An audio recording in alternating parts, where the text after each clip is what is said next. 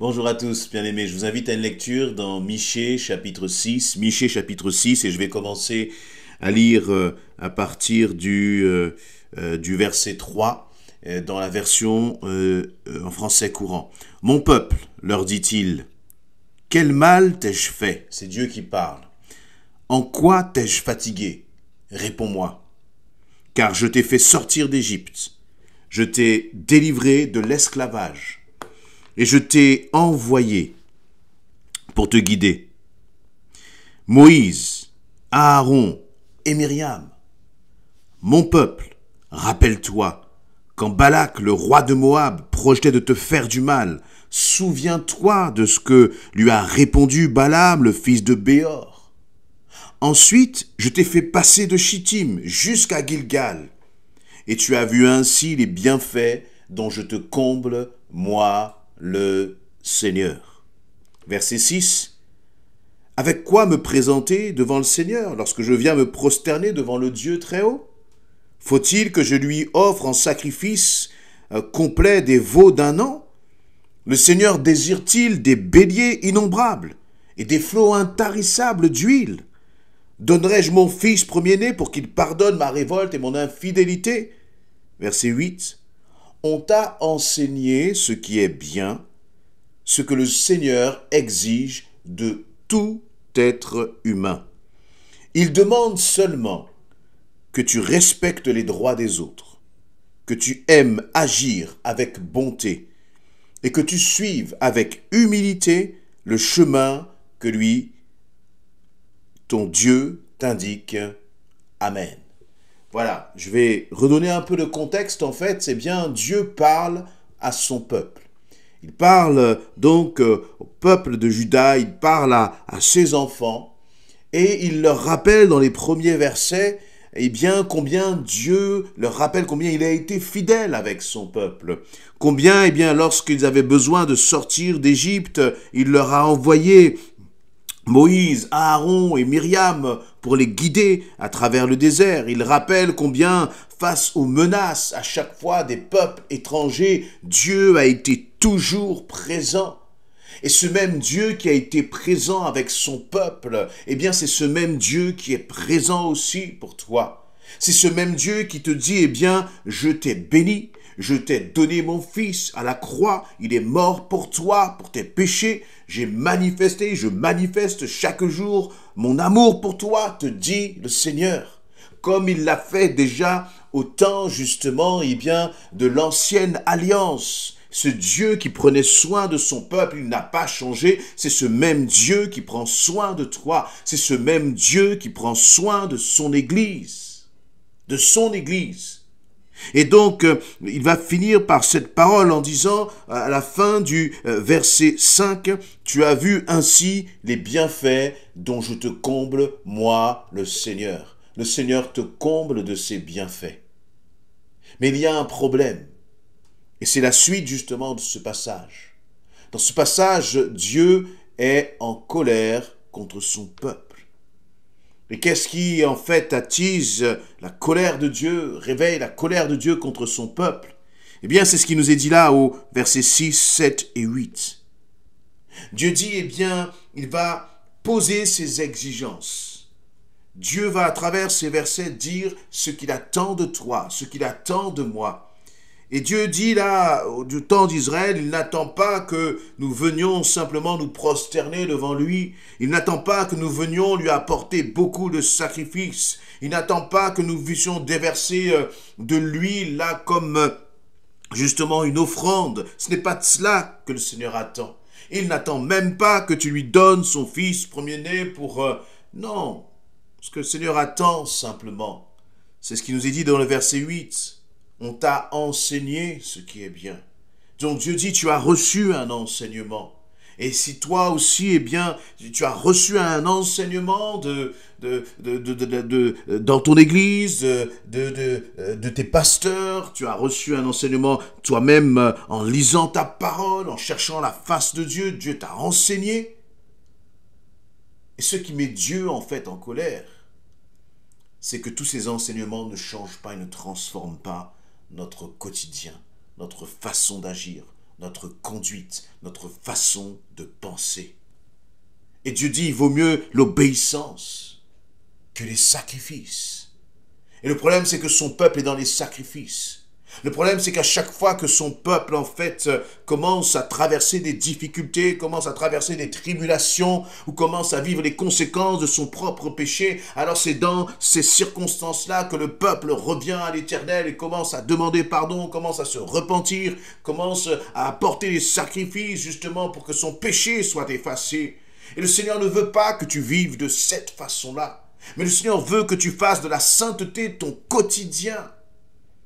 Dieu ne veut pas être comme une sorte de pompier où, voyez, la présence de Dieu, ce n'est pas comme une salle d'urgence où on y va, on se rend dans son intimité à chaque fois qu'on en a besoin, ou à chaque fois que les choses ne vont plus dans nos vies, ou à chaque fois qu'on a tellement désobéi qu'on se retrouve dans des situations difficiles. Oui, bien sûr, Dieu va te pardonner. Bien sûr, il va manifester son amour et son pardon face à la repentance de ton cœur. Bien sûr. Le problème, c'est que si nous agissons toujours de cette façon, Dieu nous pardonnera, mais en même temps, nous devrons subir les conséquences de nos actes. Et Dieu veut que nous sortions de cela, que nous sortions de ce cercle infernal dans lequel il y a à chaque fois péché, puis repentance, repentance et péché, péché et repentance. Dieu veut que nous vivions une vie de sanctification et que nous allions de sanctification en sanctification et non pas de péché en sanctification. Vous voyez, Dieu ne veut pas que notre vie de chrétien soit péché, repentance, sanctification, péché, repentance, sanctification. Non, le programme de Dieu pour ta vie, c'est que tu puisses marcher de sanctification en sanctification.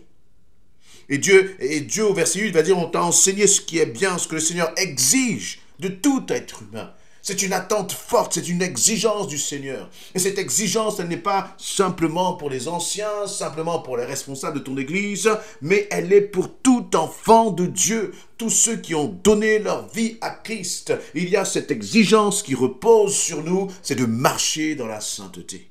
De marcher dans la sainteté. Voilà ce que le Seigneur te demande. C'est verset 8. Il demande seulement que tu respectes les droits des autres. Les droits des autres. Quand j'ai lu ce verset-là, j'ai pensé aux relations dans le couple. Aux relations dans le couple. Le Seigneur te demande en tant que mari de respecter ton épouse. Parce qu'elle est précieuse. Et le Seigneur te demande en tant qu'épouse de respecter ton époux. On peut aller dans l'église, on peut louer, chanter, battre des mains, s'embrasser, embrasser les frères et sœurs, je ne sais quoi d'autre encore. Mais si dans ces choses élémentaires de notre quotidien, eh bien nous ne faisons pas ce que Dieu veut, nous ne sommes pas conformes à ce que Dieu veut, alors tout le reste n'est qu'une hypocrisie. Il nous est dit aussi que tu aimes agir avec bonté. Aimer agir avec bonté, aimer faire du bien, aimer, encourager les autres, aimer prendre soin.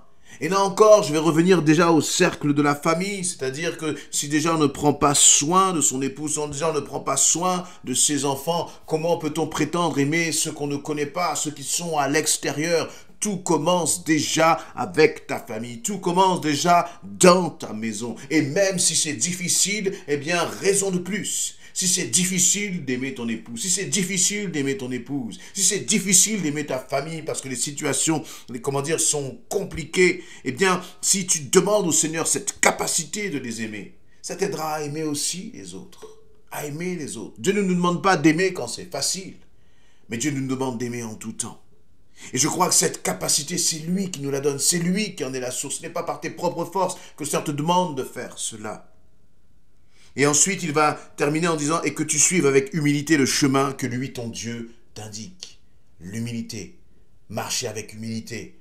Marcher dans l'obéissance. Pas sur le chemin que nous voulons, mais sur le chemin que Dieu nous indique. C'est ça l'obéissance, c'est faire ce que Dieu veut. Sans hypocrisie. Sans être derrière des apparences.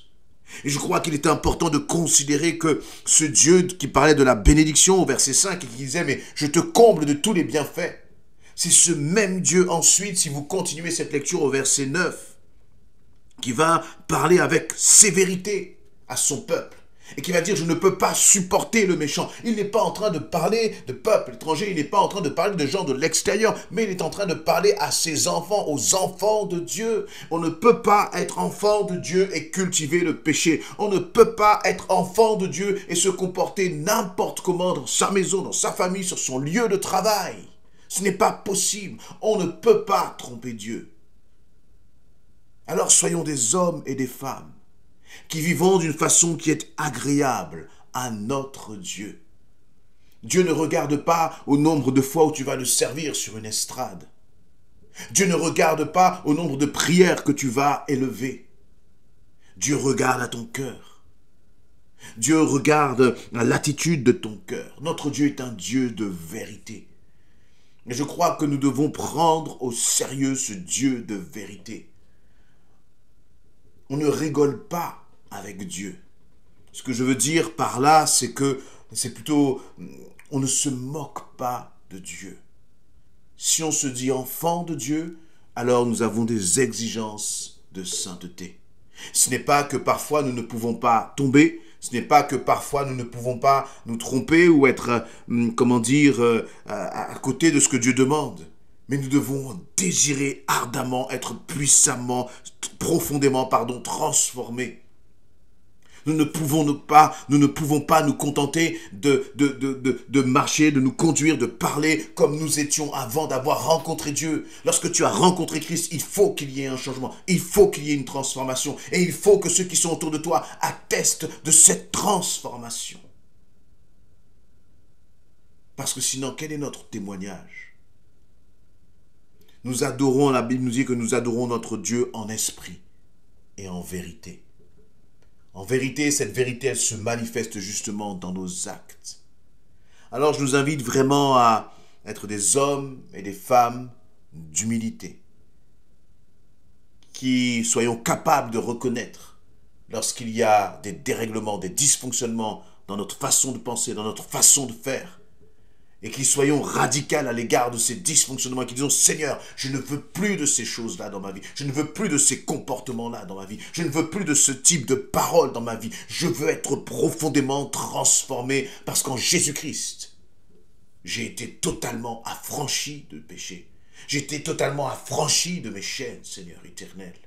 Je ne veux plus apporter des sacrifices de pardon, mais je veux marcher dans la sainteté, Seigneur éternel. » Et je crois que c'est comme cela que notre parole, notre témoignage aura de la crédibilité auprès de ceux qui nous entourent. C'est comme cela que notre parole, notre témoignage sera reçu par les autres, comme étant une réalité qu'ils voient dans nos vies.